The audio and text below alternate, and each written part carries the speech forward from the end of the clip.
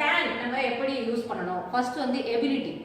அவங்க கிட்ட என்ன திறமை இருக்கு, என்ன ஸ்கில் இருக்கு, அதனால முடியும் அப்படின்ற செயலுக்கு நம்ம கேன் யூஸ் பண்ணலாம். he can write poems. அவனால் கவிதைகள் எழுத முடியும். can யூஸ் பண்ணும்போது we should always use the v1 verb one form. present tenseல இருக்கு இல்லையா, அந்த verb தான் நம்ம எப்பவுமே can கூட யூஸ் பண்ணணும். past tense அந்த third form v3 v2 v3 use பண்ண கூடாது. Right. he can write poems. அவனால் poems எழுத முடியும். he can dance for western music. அவன் பரதநாட்டியம் மட்டும் இல்ல, வெஸ்டர்ன் மியூசிக் போட்டா கூட அவன் டான்ஸ் ஆடுவான். சோ அவனால முடியும். he can write in left hand too. அவனால இடது கையால கூட அவனால எழுத முடியும். சோ இதெல்லாம் வந்து எபிலிட்டி. Next one possibility. வாய்ப்பு இருக்குது, சான்ஸ் இருக்கு. he can get the job. அவனுக்கு அந்த வேலை கிடைக்கலாம் அப்படின்னு சொல்றோம் இல்லையா. அது வந்து இப்போ கோட்டா இருக்கு இல்லையா, சோஷியல் கேட்டகரியில எம்பிசி பிசி அந்த மாதிரி கேட்டகரிஸ் இருக்கு. அந்த எம்பிசி கோட்டால அவனுக்கு அந்த வேலை கிடைக்கலாம், அப்படி வாய்ப்பு இருக்கு, பாசிபிலிட்டி இருக்கு அப்படின்னு சொல்றோம் இல்லையா. சோ அதுக்கு நம்ம என்ன யூஸ் பண்ணலாம்? can. So next one, he can catch the flight if he takes a taxi. அவன் இப்போ கூட அவனுக்கு சான்ஸ் இருக்கு, இப்போ கூட பாசிபிலிட்டி இருக்கு. பஸ்ல போகாம அவன் வந்து ஒரு டாக்ஸி பிடிச்சிட்டு போயிட்டான்னா அவனால என்ன பண்ண முடியும்? ஃப்ளைட்டை பிடிக்க முடியும், பிடிச்சிடலாம். சரி. நெக்ஸ்ட் ஒன் பர்மிஷன் கேட்கறது. நம்ம இப்போ மே நீங்க யூஸ் பண்றீங்க இல்லையா, மே ஐ borrow your pen, May I come in. உங்க கிளாஸ்ல யூஸ்வலா அது யூஸ் பண்ணுங்க. மே ஐ go to washroom கேக்குறீங்கல்ல, அந்த மாதிரி நம்ம கேனும் அதுக்கு பெர்மிஷன் கேட்கறதுக்கு யூஸ் பண்ணலாம். பட் இது நம்ம வந்து ரொம்ப informal way of asking. Informal இது ஃப்ரெண்ட்ஸ் கிட்ட யூஸ் பண்ணும்போது நம்ம கேட்டுக்கலாம், கேன் யூஸ் பண்ணலாம். பட் நீங்க எல்டர்லி பர்சன் கிட்ட பேசும்பொழுது நீங்க குட் யூஸ் பண்ணலாம், கேன் யூஸ் பண்ணலாம். அதுதான் வந்து குட் தான் ரொம்ப பொலைட். கேன் வந்து நீங்க ஃப்ரெண்ட்ஸ் கூட பேசும்போது கேட்டுக்கலாம். Can I write in black pen? Black பென்ல எழுதலாமா டீச்சர் கேக்குறீங்கல்ல, ரெட் பென்ல எழுதலாமா, பிளாக் பென்ல எழுதலாமா, பெர்மிஷன் கேக்குறீங்க என்கிட்ட. சோ அதுக்கு நீங்க கேன் யூஸ் பண்ணலாம். Next one, can we participate in the competition? அந்த போட்டியில் நாங்கள் பங்கேற்கலாமா? Can we participate in the competition? So polite way of asking.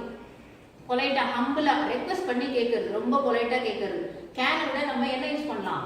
அதுக்கு குட் யூஸ் பண்ணா ரொம்ப பொலைட்டா இருக்கும். could you buy me a ticket? எனக்காக ஒரு டிக்கெட் வாங்குறீங்களா? இப்போ நம்ம ஆப்ல டிக்கெட் புக் பண்ணிக்கிறோம் இல்லையா, யூடிஎஸ் ஆப்ல. அந்த மாதிரி எனக்கும் ஒரு டிக்கெட் சேர்த்து புக் பண்ணிடுறீங்களா அப்படின்னு நம்ம கேட்குறோம்.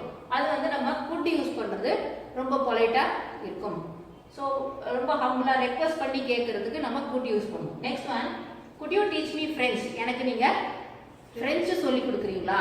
பிரெஞ்சு மொழி சொல்லி கொடுக்குறீங்களா? பேசுறதுக்கு எழுதுறதுக்கு சொல்லி தரீங்களா? So next, could you donate for the visually impaired? visually impaired அப்படின்னா நம்ம மாற்றுத்திறனாளிகள், டிஃபரெண்ட்லி ஏபிள்டு, அதில் நம்ம பார்த்துருக்கோம் இல்லையா. கண் பார்வை இல்லாதவங்க அவங்களுக்கு நம்ம என்ன பண்ணுவோம், என்ன வேர்டு யூஸ் பண்ணுவோம்? Visually impaired. விஷுவலி இம்பேர்ட்னா கண் பார்வை அற்றவர்கள் அவங்களுக்கு சொல்றது. So could you donate? அவங்களுக்காக நீங்க டொனேட் பண்ண முடியுமா? ஏதாவது டொனேஷன், ஏதாவது பண உதவியோ ஏதாவது உங்களால ஹெல்ப் பண்ண முடியுமா, டொனேஷன் கொடுக்க முடியுமா? ஸோ இந்த மாதிரி நம்ம பொலைட்டா கேட்கறதுக்கு குட் யூஸ் பண்ணலாம். ரைட். நெக்ஸ்ட் ஒன், குட் எப்படி நம்ம பாஸ்ட் டென்ஸ்ல, கேனோட பாஸ்ட் டென்ஸ் வந்து குட். கேனோட பாஸ்ட் டென்ஸ் என்ன? குட். குட். ஸோ இதை எப்படி நம்ம யூஸ் பண்ணலாம்? ஐ could do yoga when I was young. நான் சின்ன வயசா இருக்கும் பொழுது என்னால யோகா செய்ய முடிந்தது, ஆனா இப்போ என்னால செய்ய முடியல. I am no longer able to do that அப்படின்றது தான் அது. இனிமேல் என்னால அதை செய்ய முடியல. I could do yoga when I was young. I could climb the stairs. அத்தனை படிக்கட்டு இருந்தது, 1000 படிக்கட்டு இருந்தது, அந்த கோயிலுக்கு போனேன், அதை என்னால ஏற முடிஞ்சது. இப்போ என்னால என்ன பண்ண முடியல, படி ஏற முடியல. சரி. The dog could locate even minute objects. அந்த நாய் வந்து சின்ன வயசா இருக்கும் பொழுது அது ஈவன் சின்ன மைன்யூட் ஆப்ஜெக்ட்ஸ், சின்ன பொருள்கள் கூட அது ஈஸியா லொகேட் பண்ணிடும், கண்டுபிடிச்சிடும். ஆனா இப்போ அதுக்கு என்ன ஆயிடுச்சு, வயசாயிடுச்சு. அதனால அந்த நாய் அதனால அந்த செயலை இப்போ வந்து அதால செய்ய முடியல அப்படின்றது தான் இது குட். ஸோ இந்த இடத்துல குட்டை வந்து நம்ம என்னவா யூஸ் பண்ணியிருக்கோம், ஒரு காலத்துல முடிஞ்சது இப்போ முடியல. ஸோ இந்த குட்டை வந்து இப்போ பாஸ்ட் டென்ஸ்ல யூஸ் பண்ணியிருக்கோம். நெக்ஸ்ட் ஒன், குட்டை எப்படி நம்ம action that did not take place, ஒரு செயல் வந்து அது நடைபெறவே இல்லை அப்படின்னு சொல்றதுக்கும் நம்ம குட் யூஸ் பண்ணலாம். இது ஆல்ரெடி நம்ம இஃப் கிளாஸ் கண்டிஷனல்ஸ்ல பார்க்கும்போது இது படிச்சிருக்கோம். He could have got the job if he had applied. அவன் அந்த வேலைக்கு அப்ளை பண்ணி இருந்தான்னா அவனுக்கு அந்த வேலை கிடைச்சிருக்கும். ஆனா என்ன நடந்தது, அவன் அப்ளை பண்ணல, அவன் அந்த செயலை செய்யல, வேலை கிடைக்கவில்லை. ஸோ அவன் அந்த செயலை செய்யல, வேலை கிடைக்கவில்லை. அதான் action that did not take place, அந்த செயல் வந்து நடைபெறவில்லை. The dog could have caught the thief. அந்த நாய் வந்து அந்த திருடனை பிடிச்சிருக்கோம். எப்போ பிடிச்சிருக்கோம்? If it had not been chained, அது செயின்ல போட்டு கட்டப்படாம இருந்திருந்தால் அந்த நாய் வந்து அந்த திருடனை பிடிச்சிருக்கோம். ஆனா அது என்ன ஆயிருக்கு, நாய் கட்டப்பட்டிருந்தது, அதாவது திருடனை பிடிக்க முடியவில்லை. அந்த ஷால் வந்து நம்ம எப்படி யூஸ் பண்ணுவோம், first person singular as well as ப்ளூரலுக்கு யூஸ் பண்ணுவோம். பார்க்கலாம். First example, I shall be 50 on 29th July. இந்த 29th ஜூலை வந்துன்னா எனக்கு 50 ஏஜ் ஆகும் அப்படின்னு சொல்றேன். ஸோ நான் இது என்ன டென்ஸ், ஃபியூச்சர் டென்ஸ்ல சிம்பிள் ஃபியூச்சர்ல யூஸ் பண்ணியிருக்கேன் shawl. we shall visit you again, நான் உங்களை மறுபடியும் விசிட் பண்றேன், அதுவும் ஃபியூச்சர் டென்ஸ். ஸோ அடுத்தது பார்த்தீங்கன்னா கமாண்டுக்கு யூஸ் பண்ணலாம். நான் ஃபர்ஸ்ட் பர்சன் சிங்குலர் ப்ளூரலுக்கு தான் ஷால் யூஸ் பண்ணலாம்னு சொன்னேன். நம்ம செகண்ட் பர்சன் தேர்ட் பர்சனுக்கும் யூஸ் பண்ணலாம். எப்போ அப்படின்னா இந்த மாதிரி கமாண்ட், ப்ராமிஸ், த்ரெட், அச்சுறுத்தல், பயமுறுத்தல் அந்த மாதிரி வர்றதுக்கும் நம்ம வந்து செகண்ட் பர்சன் தேர்ட் பர்சனுக்கும் நம்ம யூஸ் பண்ணலாம். So you shawl not play games in mobile, அது வந்து command, right. Then he shall repay the loan, அவர் வந்து லோனை கட்டிடுவாரு, நீங்க கொடுங்க அப்படின்னு சொல்லி ப்ராமிஸ் பண்றது. It's going to rain, so I'm in a hurry to complete. They shall face the consequences, அவங்க நம்ம வந்து பயமுறுத்துறோம், அச்சுறுத்துறோம், அவங்க இப்படி பண்ணிட்டாங்களா அதனுடைய விளைவை அவங்க சந்திப்பாங்க அப்படின்னு சொல்லும்போது they shall face the consequences, threat. So இந்த மாதிரி. ஆனால் இப்போ நம்ம யூஸ் பண்ணுறதே இல்லை, எல்லாத்துக்குமே நம்ம will தான் யூஸ் பண்ணுறோம். ஏதாவது எக்ஸாம்ஸில் கேட்டாங்கன்னா அப்போ வந்து நீங்கள் இதை யூஸ் பண்ணலான்றதுக்காக சொன்னேன். தென் கொஸ்டின்ஸ் கேட்கறதுல shall we go out and play, வெளியில் போய் விளையாடலாமா, shall we go to library, shall we go to movie tonight, அது வந்து சஜஷன் கேட்குறோம் நம்ம, அது கேட்கறதுக்கும் நம்ம யூஸ் பண்ணலாம். Next shall I send my poems, permission கேட்கறதுக்கு யூஸ் பண்ணுறோம். அதுக்கப்புறம் shall I send my poems in WhatsApp, நான் கூகுள் ஃபார்மில் ஃபில்அப் பண்ணல, வாட்ஸ்அப்பில் அனுப்பட்டுமா அப்படின்னு கேட்குறேன். Then what shall I do after completing my +2 முடிச்சப்பறம் நான் என்ன பண்ணுறது அப்படின்னு சொல்லி அட்வைஸ் கேட்குறேன். நெக்ஸ்ட் ஷூட் பார்க்கலாம். ஷூட் வந்து எப்போ யூஸ் பண்ணுறோம், ஒரு டியூட்டி, பாசிபிலிட்டி, அப்புறம் present tense, future tense, past டென்ஸ்ல யூஸ் பண்ணலாம், அட்வைஸ்க்கும் யூஸ் பண்ணலாம். we should follow the traffic rules, நம்ம எல்லாருமே டிராஃபிக் ரூல்ஸை ஃபாலோ பண்ணணும், அது நம்மளோட டியூட்டி. அதுக்கப்புறம் பாசிபிலிட்டி, எங்கே உங்கள் சன் எங்கே காண ஃபோன் பண்ணுறாங்க, எங்கே இருப்பார், இப்போ நான் அங்கே தான் இருக்கணும், you should be in gym அப்படின்னு possibility, you should be in gym or in play ground அப்படின்னு சொல்கிறேன். So possibility. Next one, I should clean my bookshelf today, இன்னைக்கு நானே என்னோட புக் ஷெல்ஃபை க்ளீன் பண்ணணும்னு நினைக்கிறேன். ஸோ இது வந்து present tense. Next I should complete my project tomorrow, future tense, நாளைக்கு நானே என்னோட ப்ராஜெக்டை கம்ப்ளீட் பண்ணிடணும். சரி நான் முடிக்கல, நேற்றே முடிச்சிருக்கணும், அதாவது ஏதாவது ஒரு ஆக்ஷன் செஞ்சு முடிக்கல, அதுக்கப்புறமா நம்ம ரெக்ரெட் பண்ணுறோம், வருத்தப்படுறோம் அப்படின்னா எப்படி சொல்லணும், I should have completed my project yesterday, நான் நேற்றே என்னோட ப்ராஜெக்டை முடிச்சிருக்கணும் ஆனால் நான் முடிக்கல. ஸோ should have வரும்போது நம்ம இங்கே V3 ஃபார்ம் யூஸ் பண்ணணும், அதாவது past participle verb. You should stop, advice கொடுக்குறோம், அட்வைஸ் நமக்கே நாம அட்வைஸ் கொடுத்துக்கலாம். I should do exercise regularly, I should not eat non-veg food, நமக்கே நம்ம செல்ஃபுக்கும் அட்வைஸ் கொடுத்துக்கலாம், அடுத்தவங்களுக்கும் நம்ம அட்வைஸ் கொடுக்கலாம். You should stop eating oily food, advice கொடுக்குறோம், ஆயிலி ஃபுட் சாப்பிடாதீங்க அப்படின்னு சொல்லி. தென் ஒரு கண்டிஷன் எக்ஸ்பிரஸ் பண்ணுறதுக்கும் work hard lest you should fail, நீங்கள் கடினமாக உழைக்கணும், இல்லை என்றால் ஃபெயில் ஆகி விடுவாய் அப்படின்னு சொல்லி கண்டிஷனுக்கும் நம்ம should யூஸ் பண்ணுறோம். ஸோ இந்த should யூஸ் பண்ணும்போது it should be followed by the base form of the verb. V1 use பண்ணுறோம். இந்த should have வரும்போது மட்டும் நம்ம என்ன பண்ணுறோன்னா V3 verb யூஸ் பண்ணுறோம், அதாவது past participle verb. So will வந்து நம்ம எதுக்கு யூஸ் பண்ணுவோம் அப்படின்னு பார்த்தீங்கன்னா simple future tense. Simple future tense I will buy the ticket அப்படின்னு சொல்கிறோம். இது வந்து நியர் ஃபியூச்சர். இப்போ நம்ம ரெண்டு பேரும் நம்ம தியேட்டருக்கு போகிறோம், ஏதோ படம் பார்க்க போகிறோம் ஃப்ரெண்டு கூட அப்படின்னா அப்போ என்ன சொல்லுவோம், I will buy the ticket, நான் டிக்கெட் வாங்குறேன்டா அப்படின்னு சொல்லுவீங்க இல்லையா. So I will buy the ticketனா ஒரு வாரம் கழிச்சு டிக்கெட் வாங்க போகிறேன் அப்படி சொல்கிறது இல்லை, நான் டிக்கெட் வாங்குறேன். நியர் ஃபியூச்சர் கூட நம்ம என்ன யூஸ் பண்ணுவோம் அப்படின்னு கேட்டிங்கன்னா will யூஸ் பண்ணுவோம். I will buy the ticket, I will pay the fees அந்த மாதிரி. So next one, she will complete her degree next year. she will complete her degree next year அப்படின்னு சொல்லும்போது அது நியர் ஃபியூச்சர் கிடையாது, அது distant future. So இந்த will வந்து நம்ம எதுக்கு யூஸ் பண்ணுறோம், ஃபியூச்சர் டென்ஸ், சிம்பிள் ஃபியூச்சர் டென்ஸ்க்கு நம்ம யூஸ் பண்ணுறோம். Next determination. ஒரு தீர்மானம், ஒரு டிசிஷன் எடுக்கிறோம். நம்ம ஐ வில் ஸ்டடி எம்எட், நம்ம எம்எட் படிக்கணும் அப்படின்னு சொல்லி. Then I will improve my channel, I will improve my channels quality அப்படின்னு சொல்கிறேன்னா இது ஒரு டிட்டர்மினேஷன், சீக்கிரம் பண்ணணும் அப்படின்னு சொல்கிறது. மைக் வாங்கணும், கேமரா வாங்கணும், அந்த மாதிரி எப்படியாவது நம்ம சேனலை இம்ப்ரூவ் பண்ணணும் அப்படின்னு நினைக்கிறேன். So that is my determination. Next asking for a favour.